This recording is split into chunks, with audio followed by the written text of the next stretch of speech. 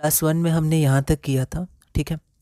तो अब हम लोग क्लास 2 शुरू करते हैं और ये एक जनरल नोट्स है जो मैंने बनाया है। तो इसमें से आपको जो सही लगे आप वो लिख सकते हैं, ठीक है। आपको जितना इसमें से लिखना हो, जो आपको लगे ये थोड़ा एक्स्ट्रा है तो आप उसको नहीं लिख सकते, क्योंकि ये जनरल है, हम लोग भी बस समझेंगे। तो आप इसमें से नोट्स बना सकते हैं और बाकी आप एक बार इसको देख लीजिए, है ना। आगे बढ़ते हैं। A cell is able to live and perform all its functions because of these organelles। तो हमने जो डिफरेंट ऑर्गेनल्स देखे हल्के से, तो वो सब क्या करते हैं, उसी के कारण उनमें केमिकल रिएक्शंस होते हैं जिसको मेटाबॉलिज्म कहते हैं, और उसी के कारण लाइफ होता है, ठीक है। क्योंकि लिविंग और नॉन लिविंग थिंग्स में सेल का अंतर होता है, ठीक। तो सेल्स में कुछ केमिकल रिएक्शंस होते हैं जिनके कारण लाइफ पॉसिबल हो पाता है, उसको हम लोग देखेंगे। और इसके बारे में बहुत ही डिटेल टॉपिक है, पर अभी हम लोग बहुत ही जनरल आगे बढ़ रहे हैं। हमने क्लास 1 में भी देखा था कि हम लोग कुछ जनरल चीज़ें पढ़ेंगे, फिर उसके बाद हम लोग क्वेश्चंस करेंगे। जैसे शॉर्ट्स में, यूट्यूब में जो शॉर्ट्स हैं उसमें कुछ कुछ क्वेश्चंस हम लोग कर रहे हैं। तो अभी हम लोग यहाँ पर थोड़ा थ्योरी देखेंगे और उसके बाद में मैं आपको वो सारे क्वेश्चंस एक बार हम लोग देख लेंगे, और उसके बाद फिर हम लोग धीरे धीरे करके डिटेल में जाएंगे। बहुत ज़्यादा डिटेल में नहीं जाएंगे, पर फिर भी हम लोग थोड़ा थोड़ा देखेंगे। अब हम लोग पढ़ते हैं स्ट्रक्चर ऑफ अ सेल, ठीक है। तो सेल के बारे में जब स्टडी किया गया, तो जो इलेक्ट्रॉन माइक्रोस्कोप से स्टडी किया गया, ठीक है। तो जो सेल का डिस्कवर किए थे वो रॉबर्ट हुक किए थे, तो उन्होंने अपने माइक्रोस्कोप से देखा था। फिर उसके बाद बहुत सारे माइक्रोस्कोप एडवांस होते गए, ठीक है। तो इलेक्ट्रॉन माइक्रोस्कोप के बाद जो सेल के डिटेल स्ट्रक्चर थे उसको बहुत ज़्यादा बहुत गहराई से जाना गया, ठीक है। तो जब देखा गया माइक्रोस्कोप से, जहाँ यहाँ पर जनरल बात इलेक्ट्रॉन की लेके हम लोग आगे बढ़ेंगे, ठीक है। तो जब देखा गया तो पाया गया कि लगभग 3 फीचर्स हर सेल में होते हैं, ठीक है। 3 चीज़ें पाई जाती हैं। पहला क्या है, प्लाज्मा मेम्ब्रेन। अब प्लाज्मा मेम्ब्रेन को हम लोग सेल मेम्ब्रेन भी कह सकते हैं, और एक साइटोप्लाज्मिक, ठीक है। साइटो प्रीफिक्स जो है वो आपका सेल के लिए होता है, तो सेल का प्लाज्मा मेम्ब्रेन, तो साइटोप्लाज्मिक मेम्ब्रेन भी इसको कह सकते हैं, ठीक है। अब क्या होता है, बायो में लैंग्वेज बहुत इंपॉर्टेंट होती है। तो आपको एक बायोलॉजी की डिक्शनरी जैसी, वो उसको डिक्शनरी तो नहीं बोलेंगे पूरी तरह, क्योंकि हम लोग वहाँ पर उसकी मीनिंग्स और डेफिनेशन नहीं लिखेंगे। आप चाहें तो हल्का लिख भी सकते हैं, पर यहाँ मैं कहना चाह रहा हूँ कि एक ऐसी छोटी सी कॉपी जिसमें आप वर्ड्स लिख सकें, और उस वर्ड्स में प्रीफिक्स क्या है, रूट क्या है, सफिक्स क्या है, सबके नहीं, कुछ कुछ के, मतलब किसी के प्रीफिक्स इंपॉर्टेंट होते हैं, किसी के सफिक्स ज़्यादा इंपॉर्टेंट होते हैं, किसी के रूट, किसी के तीनों इंपॉर्टेंट होते हैं, ठीक है। तो वैसे आप लिख सकते हैं, क्योंकि आप इस भाषा को कनेक्ट कर सकते हैं। जैसे मैथ्स की अपनी लैंग्वेज होती है, केमिस्ट्री की, सिर्फ बायो की एक बहुत ही इंपॉर्टेंट और डिटेल्ड लैंग्वेज होती है ना। तो वो सब कनेक्टेड होती है, वो प्योर इंग्लिश नहीं होती है। इंग्लिश जैसे लैटिन और ग्रीक, इन दोनों से मेनली बनी हुई है, ठीक है। और भी भाषाओं से बनी हुई है, जर्मन, फ्रेंच, ठीक है। पर जो लैटिन और ग्रीक है, इनके रूट्स, इनके सफिक्स, इनके प्रीफिक्स, ये बहुत इंपॉर्टेंट है, ठीक है। तो इसको आप कनेक्ट करिएगा तो आपको कॉन्फिडेंस आएगा। हो सकता है आपको सब चीज़ समझ में ना आए, पर एक आपको कॉन्फिडेंस आएगा धीरे धीरे कि हाँ ये ऐसे कनेक्ट हो रहा है, और आप कनेक्ट करिएगा तो आप मोटिवेट रहिएगा और आप आगे बढ़ने में आपको आसानी होगी, ठीक है। तो इंटरेस्ट के साथ आप इसको थोड़ा पढ़ पाइएगा आगे, ठीक है। नहीं तो बहुत ज़्यादा फिर थ्योरेटिकल हो जाता है ये, है ना। तो जो हमारा सेल है उसमें 3 बेसिक फीचर्स पाए जाते हैं हर सेल में। पहला प्लाज्मा मेम्ब्रेन, दूसरा न्यूक्लियस, और तीसरा साइटोप्लाज्म, ठीक है। और वर्ड्स बहुत कंफ्यूजिंग होते हैं, ठीक है, क्योंकि इसमें कनेक्टेड होते हैं, जैसे साइटोप्लाज्म, प्रोटोप्लाज्म, फिर साइटोसॉल, ठीक है। तो ये सब चीज़ें हमें ध्यान रखनी है। अब सेल ऐसे हमने पहले देखा था, एक यूनिसेलुलर होता था, एक मल्टी सेलुलर होता है, ठीक है। उसके बाद हम देखेंगे सेल को डिवाइड हम लोग प्रोकैरियोटिक सेल और यूकैरियोटिक सेल के आधार पे भी कर सकते हैं। और यहाँ पर हमने प्लांट सेल और एनिमल सेल देखा, ठीक है। तो ये प्लांट सेल हो गया, एनिमल सेल हो गया, बहुत ही बेसिक है, ठीक है। तो क्योंकि अभी सेकेंड ही क्लास है तो मैं बोल रहा हूँ, आपको इसमें से जो अच्छा लगे आप वो लिखिएगा। आपको लगे ये ज़्यादा बेसिक है तो उसको छोड़ दीजिएगा। आपको लगे कि ये बहुत ज़्यादा ही डिटेल हो गया, इतना ज़रूरी नहीं, आप उसको भी छोड़ दीजिएगा, ठीक है। पर एक बार बस आप देख लीजिएगा यहाँ पर मैंने क्या क्या लिखा है, और जो आपको जितना अच्छा लगे उसको आप लिखिएगा, ठीक है। अपने नोट्स आप बनाइएगा, अपने चार्ट्स बनाइएगा, और आप एडिशनल इन्फॉर्मेशन ऐड करके अपने उसको रिवाइज करिएगा अपने नोट्स को, ये बहुत इंपॉर्टेंट है। तो ऐसे हम लोग सेल को प्लांट सेल और एनिमल सेल में भी डिवाइड कर सकते हैं। जनरली जो प्लांट में क्या क्या टाइप्स होते हैं, फिर इसमें भी डिटेल्ड होता है बहुत, कि प्लांट्स किसको किसको हम लोग प्लांट्स लेंगे, है ना, किसको किसको एनिमल्स लेंगे हम लोग। पर यहाँ जनरल जो हम लोग प्लांट्स देखते हैं उसमें प्लांट सेल्स होता है, और जो एनिमल्स होता है, ह्यूमन बींग्स हम और एनिमल्स, इन हमारे पास एनिमल सेल होता है, ठीक है। आगे बढ़ते हैं। अब हम लोग जो सेल में जितने भी चीज़ें हैं, ठीक है, सेल ऑर्गेनेल्स होते हैं, सेल वाल होता है, साइटोप्लाज्म होता है, न्यूक्लियस, इनके बारे में हम लोग अब स्टडी करेंगे। और मेन हम लोग यही स्टडी करना है, क्योंकि हमने कोर्स बुक ली थी क्लास 9th की एनसीईआरटी और क्लास 11th की एनसीईआरटी, ठीक है। तो उसमें भी अगर हम लोग देखें तो बेसिकली क्या स्टडी करना है, तो बेसिकली हमें यही स्टडी करना है, सेल के डिफरेंट ऑर्गेनेल्स और उसके पार्ट्स। तो हम लोग प्लाज्मा मेम्ब्रेन से शुरू करते हैं, also known as cell membrane. इसको सेल मेम्ब्रेन भी कहते हैं या फिर इसको साइटोप्लाज्मिक मेम्ब्रेन भी आप कह सकते हैं। A biological membrane that separates and protects the interior of a cell from outside environment, that is extracellular space, ठीक है। टेक्निकल लैंग्वेज बहुत इंपॉर्टेंट है। तो अगर हम लोग इसको सेल माने तो इसके अंदर जो ये प्लाज्मा मेम्ब्रेन है, ठीक है, ये वाला जो कवर किया है सर्कमफेरेंस आप देख सकते हैं। तो एक होता है इंट्रा सेलुलर स्पेस, जो इसके अंदर की स्पेस है, और जो बाहर की स्पेस है उसको हम लोग बोलते हैं, ये जो बाहर की स्पेस है उसको हम लोग बोलते हैं एक्स्ट्रा सेलुलर स्पेस। तो ये क्या होता है, ये एक बायोलॉजिकल मेम्ब्रेन होता है। बायोलॉजिकल मेम्ब्रेन मतलब एक सेमी परमेबल मेम्ब्रेन, मतलब एक मेम्ब्रेन होता है जिससे एक्सचेंज होता है, ठीक है। तो ये क्या करता है, इससे एक्सचेंज होता है, हम लोग देखेंगे गैसेस का होता है, सॉल्वेंट्स का होता है, आयंस का होता है, मॉलिक्यूल्स का होता है। तो ये यहाँ पर क्या है कि अब biological membrane that separates the interior, तो ये इसके अंदर इंटीरियर पार्ट, ये सब एक्सटीरियर पार्ट, ठीक है, फ्रॉम द आउटसाइड इन्वायरमेंट, जिसको हम लोग ECS बोलते हैं, extra cellular space, and protect the interior. तो इंटीरियर को प्रोटेक्ट भी करता है, क्योंकि सेल के अंदर जो डिफरेंट ऑर्गेनल्स होते हैं वो बहुत इंपॉर्टेंट है, वो बाहर नहीं जाना चाहिए, ठीक है। तो एक सेल के अंदर केमिकल रिएक्शंस करते हैं जिसके कारण लाइफ पॉसिबल होती है, ठीक है। ये क्या होती है, ये सेलेक्टिवली परमेबल मेम्ब्रेन है। तो सबसे पहले एक मेम्ब्रेन है जिससे कुछ पास हो सकता है, ठीक है। परमेबल मेम्ब्रेन मतलब पास होता है इससे, तो ये परमेबल में कुछ चीज़ें पास होती है, कुछ मतलब गैसेस पास हो सकती हैं, सॉलिड पास हो सकते हैं, लिक्विड पास हो सकती हैं, ठीक है। सेलेक्टिवली, यहाँ सेलेक्टिवली का अर्थ है कि सब चीज़ पास नहीं होगी, ठीक है, कोई भी लिक्विड पास हो जाए या फिर कोई भी गैस पास हो जाए या कोई भी सॉलिड पास हो जाए, नहीं, कुछ सेलेक्टेड चीज़ें ही पास होती हैं, ठीक है। हम लोग देखेंगे क्या क्या चीज़ें पास होती हैं, जैसे हाईली चार्ज्ड आयंस पास नहीं होते हैं, ठीक है, वेरी लार्ज मॉलिक्यूल्स पास नहीं होते हैं। इसमें भी अब केसेस उठते हैं कि डायरेक्टली पास कि कभी पास नहीं होते हैं।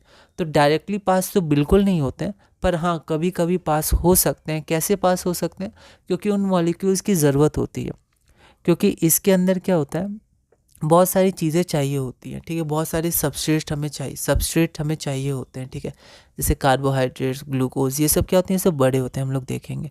तो ये डायरेक्ट पास नहीं कर पाते हैं। जो फॉस्फोलिपिड होती है, फॉस्फोलिपिड्स हम लोग आगे देखेंगे, बाई लेयर्स होता है उनका, तो बाई लेयर में डायरेक्ट पास नहीं करते हैं, स्पेस नहीं होता है, तो डायरेक्टली तो अलाउ नहीं करेगा क्योंकि सिलेक्टिव होता है, सबको अलाउ नहीं करता है। पर डिफरेंट वेज हो सकते हैं जिसमें हम लोग एक लिमिटेड रेंज की चीज़ों को उसके अंदर ला सकते हैं, ठीक है। ऐसा नहीं बहुत ज़्यादा बड़ा नहीं, पर फिर भी कुछ कुछ रेंज जो डायरेक्ट पास नहीं हो पाते हैं उनको हम लोग कैरियर प्रोटीन्स के द्वारा, ठीक है, या फिर साइटोसिस प्रोसेस, एंडोसाइटोसिस के द्वारा हम लोग अंदर ला सकते हैं, ठीक है। तो वो हम लोग देखेंगे। तो ये सेलेक्टिवली होती है, सबको पास होने नहीं देती हैं।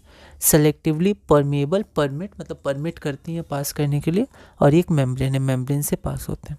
इट अलाउज अ परमिट, तो परमिट से परमेबल। तो ऐसे आपको कनेक्ट भी करना है, ठीक है, नाउन एडजेक्टिव, तो ऐसे वो बनते रहते हैं। तो आपको देखना पड़ेगा यहाँ पर क्या रूट क्या है इसका। तो ऐसे आपको एक इंटरेस्ट जगेगा, लैंग्वेज समझ में आएगी और आपको अच्छा लगेगा। It allows or permits the entry and exit of some materials in and out of the cell। कुछ को अंदर आने देता है और कुछ को अंदर आने नहीं देता है। वैसे ही कुछ को बाहर जाने देता है पर कुछ को बाहर जाने नहीं देता है। जैसे मान लीजिए आपका सेल है, ठीक है, सेल के अंदर डिफरेंट ऑर्गेनल्स है, अगर वो ऑर्गेनल्स ही बाहर चले जाए तो दिक्कत हो जाएगी। फिर केमिकल रिएक्शंस कहाँ होंगे, ठीक है, केमिकल रिएक्शंस कौन करेंगे और लाइफ कैसे सस्टेन होगी, ठीक है। तो ऑर्गेनल्स बाहर नहीं जाते हैं, ठीक है। और मान लीजिए हर चीज़ अंदर आने लगे, जैसे जो डेंजरस माइक्रो ऑर्गेनिज्म होते हैं या फॉरेन मटेरियल्स होते हैं जो नुकसान पहुंचा सकते हैं, तो भी दिक्कत हो जाएगी, फिर उनको भी हटाना पड़ेगा, ठीक है। तो हटाते भी हैं और किसी को आने भी नहीं देते हैं, तो इसलिए सेलेक्टिव होते हैं, ठीक है। तो फिर से पढ़ते हैं। इट अलाउज और permits the entry and exit of some materials in and out of the cell and also prevents movement of some other materials. तो ये अगर हम लोग सेल मेम्ब्रेन माने, ठीक है, डार्क किया है मैंने ब्लैक पेन से, तो यहाँ पर किसी को अंदर आने देते हैं, ठीक है, किसी को बाहर जाने देते हैं, किसी को अंदर नहीं आने देते हैं। यहाँ पे एक और बना लीजिएगा आप एरो, किसी को बाहर भी नहीं जाने देते हैं। तो दोनों साइड होता है ना। आगे बढ़ते हैं हम लोग। सेल मेम्ब्रेन, ठीक है। अब किसको किसको अलाउज करते हैं, बहुत ही डिटेल में नहीं पढ़ेंगे, बेसिकली देखेंगे। तो बेसिक में स्मॉल अनचार्ज मॉलिक्यूल्स जैसे वाटर मॉलिक्यूल्स होते हैं, गैस में ऑक्सीजन मॉलिक्यूल्स होते हैं, इनको अलाउ करते हैं, ठीक है। स्मॉल पोलर मॉलिक्यूल्स, ठीक है, बहुत ज़्यादा चार्ज नहीं पर थोड़ा सा चार्ज, थोड़े पोलर मॉलिक्यूल जैसे इथेनॉल हो गया या वाटर हो गया, वाटर पोलर मॉलिक्यूल है, इनको अलाउ करते हैं। Cell membrane does not allow, अब किनको किनको सेल मेम्ब्रेन अलाउ नहीं करता है, जैसे लार्ज अनचार्ज्ड पोलर मॉलिक्यूल्स, ठीक है। तो जो बड़े होते हैं अनचार्ज पोलर मॉलिक्यूल्स, लार्ज साइज, ठीक है, उनको अलाउ नहीं किया जाता है, ठीक है। सच एज ग्लूकोज, जैसे ग्लूकोज हो गया, कार्बोहाइड्रेट्स हो गए, डिफरेंट सैकेराइड्स, प्रोटीन हो गया, न्यूक्लियाई एसिड्स हो गया, ये सब लार्ज मॉलिक्यूल्स होते हैं, इनको अलाउ नहीं होता है, ठीक है। Ions and highly charge particles, ions को भी अलाउ नहीं करते हैं, ठीक है, क्योंकि बीच में हम लोग देखेंगे हाइड्रोफोबिक लेयर आती है, ठीक है। तो हाइड्रोफोबिक लेयर में क्या होता है, आयंस रिपेल होते हैं, ठीक है, ये हाइड्रोफिलिक होते हैं, तो इसलिए उनको अलाउ नहीं करते हैं। लेकिन सिंपल डिफ्यूजन से अलाउ नहीं करते हैं, और अगर हम लोग फैसिलिटेटेड या फिर एक्टिव ट्रांसपोर्ट देखेंगे तो वहाँ अलाउ हो जाते हैं, लेकिन फिर भी एक लिमिट होती है, ठीक है। Cell membrane does not allow the entry of ions and charge molecules, ठीक है। तो क्यों नहीं डायरेक्ट एंट्री उनको मिलती है, इसलिए नहीं मिलती है because the interior of phospholipid bilayer, तो फॉस्फोलिपिड बाइलेयर होती है सेल मेम्ब्रेन में, वो क्या होती है, हाइड्रोफोबिक होती है, क्योंकि यहाँ लिपिड्स है, लिपिड, लिपोज, फैट्स, ठीक है। तो ये जनरली फैट्स होते हैं, तो ये हाइड्रोफोबिक होते हैं, ठीक है। तो आयंस क्या होते हैं, ये हाइड्रोफोबिक रिपेल होता है, ठीक है, वो डिजॉल्व नहीं होते हैं हाइड्रोफोबिक सॉल्वेंट्स में, हाइड्रोफोबिक पार्ट में। The interior of phospholipid bilayer, जिससे सेल मेम्ब्रेन बना हुआ है, वो हाइड्रोफोबिक होता है and hence repels water soluble molecules and charges. Charges generally soluble होते हैं, वाटर सॉल्युबल, तो वो क्या होते हैं, रिपल्शन उनको झेलना पड़ता है, जिसके कारण वो पास नहीं हो पाते हैं आसानी से, ठीक है। और अगर हम लोग देखें तो बहुत टाइम भी लगता है, अगर थोड़ा बहुत कम चार्ज भी होगा तो बहुत टाइम लगेगा, क्योंकि उनको रिपल्सन हर समय झेलना पड़ेगा, ठीक है। लेकिन क्या होता है कि हमें एक रिएक्शन हमेशा होते रहते हैं, हर समय होते रहते हैं, तो एक हमें सही समय पर भी चाहिए, ठीक है, ऐसा नहीं बहुत लेट हो जाए तो उससे दिक्कत आ सकती है। तो टाइम फैक्टर भी बहुत इंपॉर्टेंट है, और फिर जैसे कंसंट्रेशन पे डिपेंड करता है रेट ऑफ रिएक्शन, तो कंसंट्रेशन कितना आ रहा है वो भी इंपॉर्टेंट है। तो इसलिए सिंपल डिफ्यूजन इनएफिशिएंट होता है, ठीक है। एक तो बहुत ही डिफिकल्ट होता भी है, तो बहुत इनएफिशिएंट होता है, ठीक है। Cell membrane prevents harmful materials to enter and essential materials to leave, तो जो हार्मफुल मटेरियल्स है उसको इंटर नहीं करने देता है, और जो एसेंशियल मटेरियल्स होते हैं जैसे साइटोप्लाज्म बहुत इंपॉर्टेंट होता है जहाँ रिएक्शंस होते हैं, ठीक है, फिर न्यूक्लियस, न्यूक्लियॉन, ठीक है, और आपका डिफरेंट सेल ऑर्गेनल्स, ये सब इंपॉर्टेंट होते हैं, इनको बाहर नहीं जाने देता है। अब हम लोग एक क्वेश्चन देखते हैं, how does the movement of substance take place into the cell, ये डायरेक्ट क्लास 9 एनसीईआरटी का है, क्योंकि हम लोग अच्छे से उसके भी नोट्स देखेंगे जो, और हम लोग अपने से भी नोट्स कुछ लिखेंगे, ठीक है। तो मैंने यहाँ उसके भी नोट्स लिखे हैं, क्लास 11th और 9th की बुक की डायरेक्ट नोट आपको मिल जाएंगे, यहाँ पर कई सारी लाइन्स और क्वेश्चंस और कुछ एक्स्ट्रा भी हैं, तो आप अपने हिसाब से मॉडिफाई करके लिख सकते हैं, सेलेक्ट करके आपको जो सही लगे। क्वेश्चन क्या है, how does the movement of substances take place into the cell, तो सेल में मूवमेंट कैसे होता है, कैसे कोई चीज़ आ जाता है सेल में, ठीक है, और कैसे कोई चीज़ नहीं आ पाता है, कैसे कोई चीज़ चला जाता है सेल से और कैसे कोई चीज़ नहीं जा पाता है। तो एक्चुअली मूवमेंट होता कैसे है, तो क्वेश्चन है how does the movement of substances take place into the cell, how do substances move out of the cell, तो अंदर कैसे आते हैं और बाहर कैसे जाते हैं, ठीक है। अब यहाँ हम लोग पहले गैस की बात करते हैं, तो जो हमारा कार्बन डाइऑक्साइड वो अंदर भी आ सकता है बाहर भी जा सकता है, उसी प्रकार ऑक्सीजन अंदर भी आ सकता है बाहर भी जा सकता है। ये क्या है, तो ये हमारा सेल मेम्ब्रेन है, और ये डिफ्यूजन के प्रोसेस होता है, इसको देखते हैं। ये एक जनरल प्रोसेस है, हमने पहले भी इसको देखा है, ठीक है। डिफ्यूजन होता है कंसंट्रेशन ग्रेडियंट के कारण, ठीक है।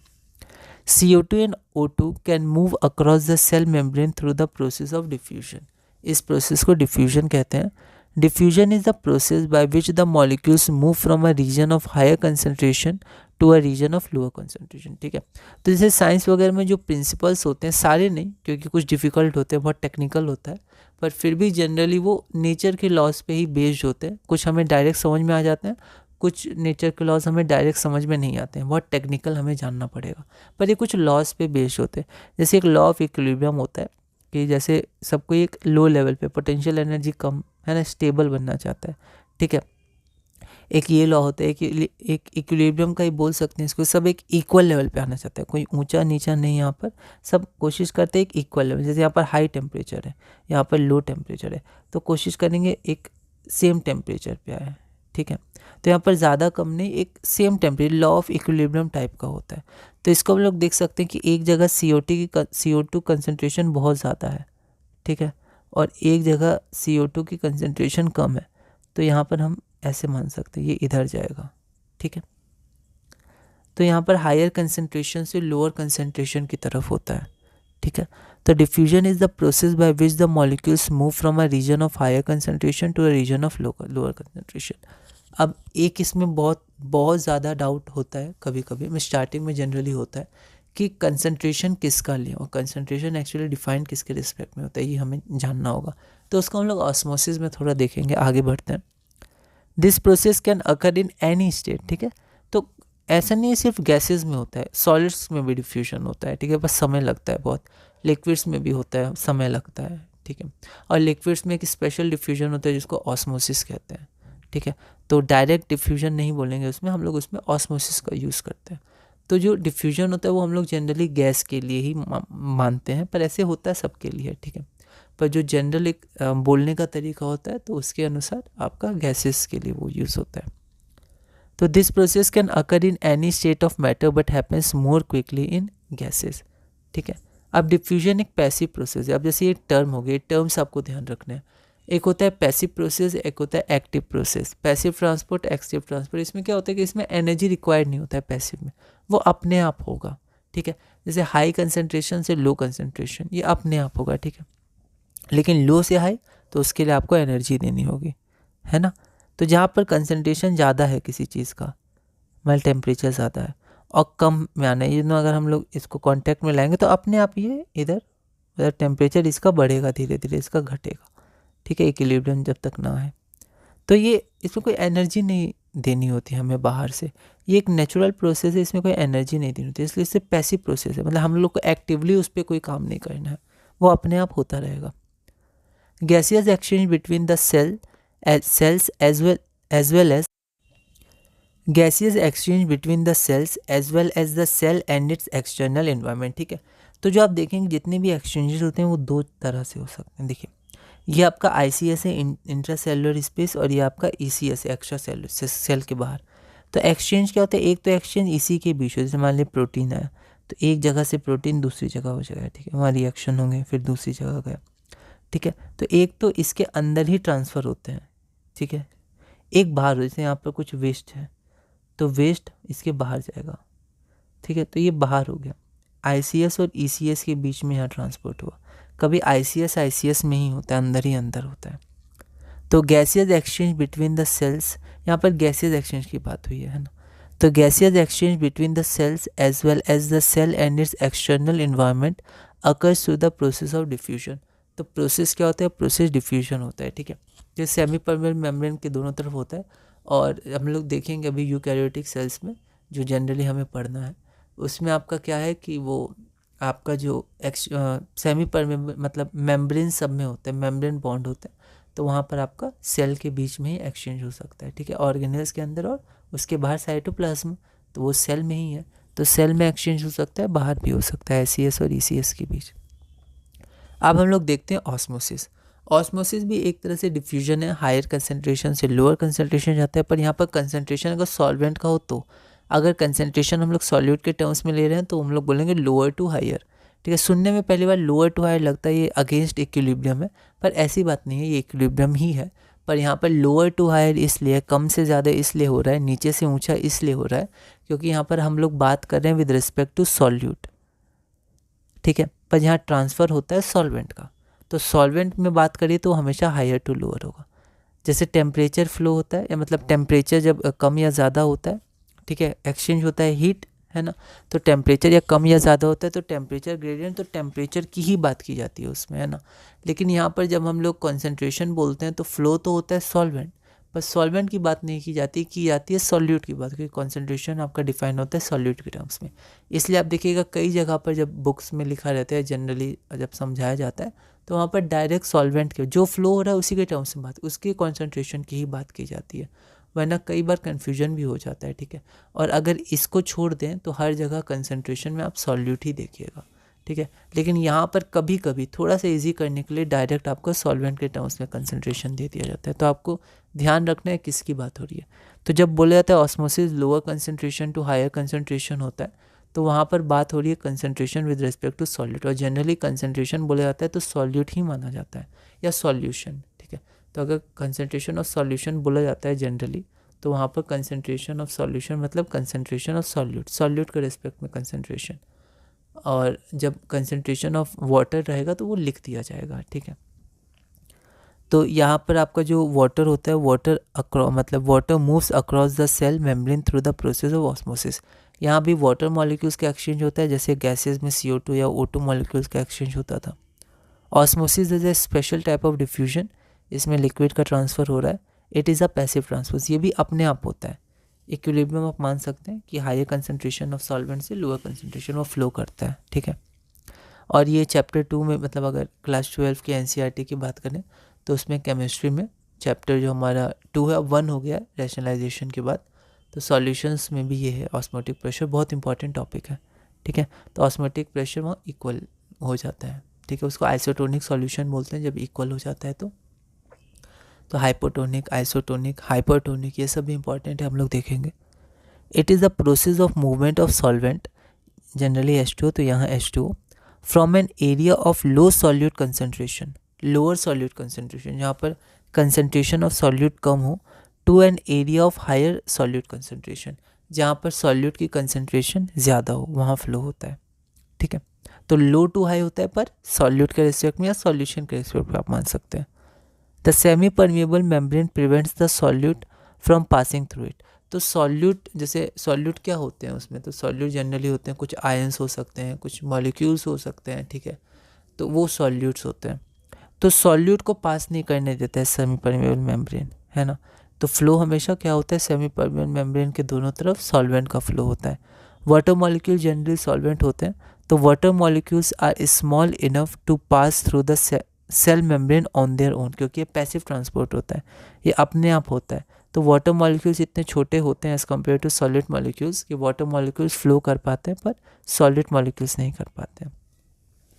तो यहाँ पर अगर हम लोग देखेंगे तो देखिए यहाँ पर क्या है, लोअर कंसंट्रेशन से हायर कंसंट्रेशन। यहाँ कंसंट्रेशन हमने विद रिस्पेक्ट टू सॉल्यूट लिया है, क्योंकि अगर कुछ नहीं दिया रहे तो कंसंट्रेशन ऑफ सॉल्यूशन माना जाता है, और कंसंट्रेशन ऑफ सॉल्यूशन सॉल्यूट के टर्म्स में डिफाइंड है। सॉल्यूट के आधार पर अगर आपका सॉल्यूट कम मात्रा में, मतलब वैसे कम ही होता है सॉल्वेंट के कंपेरिजन, पर अगर बहुत ही कम है as compared to other solutions में, तो उसको हम लोग बोल देते हैं, एक स्टैंडर्ड सॉल्यूशन के अनुसार बहुत ही ज़्यादा कम है तो उसको हम लोग बोल सकते हैं लोअर कंसंट्रेशन, और अगर ज़्यादा है एक स्टैंडर्ड के अनुसार तो उसको हम बोलते हैं हायर कंसंट्रेशन, ठीक है।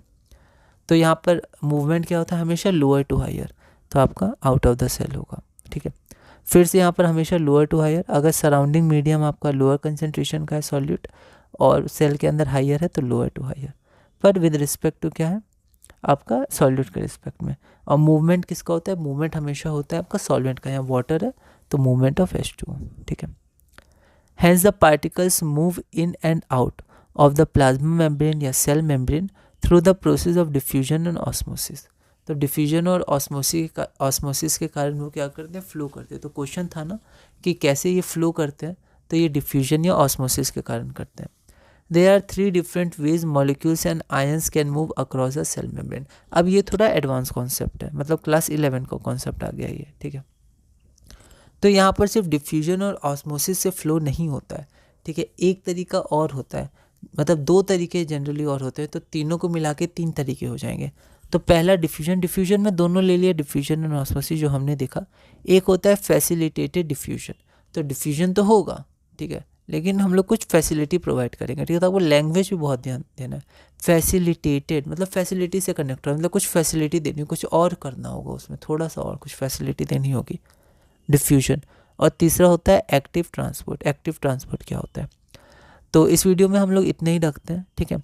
अगली वीडियो में हम लोग डिफ्यूजन एक बार और देख लेंगे, उसके बाद फैसिलिटेटेड डिफ्यूजन, और उसके बाद हम लोग देखेंगे एक्टिव ट्रांसपोर्ट। और एक्टिव ट्रांसपोर्ट के बाद हम लोग थोड़ा आगे बढ़ेंगे, कुछ जनरल बातें भी देखेंगे और आगे बढ़ेंगे। तो इस वीडियो में हम लोग यहीं तक रखते हैं।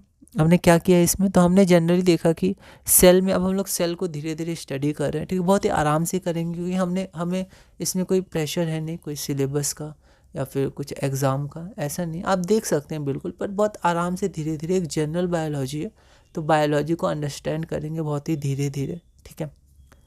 तो हमने यहाँ पर आज क्या देखा, तो हमने कुछ सेल मेम्ब्रेन के बारे में देखा, किसकी एंट्री अलाउ करता है वो, किसकी एंट्री नहीं करता है, सेलेक्टिवली परमेबल मेम्ब्रेन थोड़ा सा देखा, और फिर हमने थोड़ा डिफ्यूजन के बारे में हल्का सा देखा जितना हम लोग समझ में, बहुत डिटेल में, ये सब बहुत डिटेल्ड है ना, टेक्निकल सब्जेक्ट है, तो बहुत ही आराम से हमने देखा ऑस्मोसिस और डिफ्यूजन। और अब अंदर कैसे जाएंगे, तो एक तो इसी के डिफ्यूज़ करेंगे, ठीक, इसका स्ट्रक्चर एक्चुअली ऐसे होता है फॉस्फोलिपिड्स का, तो एक तो डायरेक्ट ऐसे निकल जाएंगे डिफ्यूज़ करके अंदर ही अंदर, पर कुछ क्या होते हैं, आते हैं और बाहर चले जाते हैं, बाउंस बैक आप सोच सकते हैं।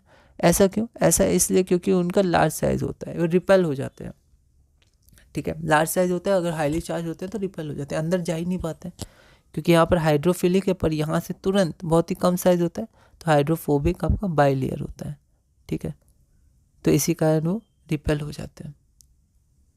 तो अगली वीडियो में हम लोग क्लास 3 देखेंगे, और क्लास 3 में हम लोग थोड़ा सा इसको देखेंगे, ठीक है।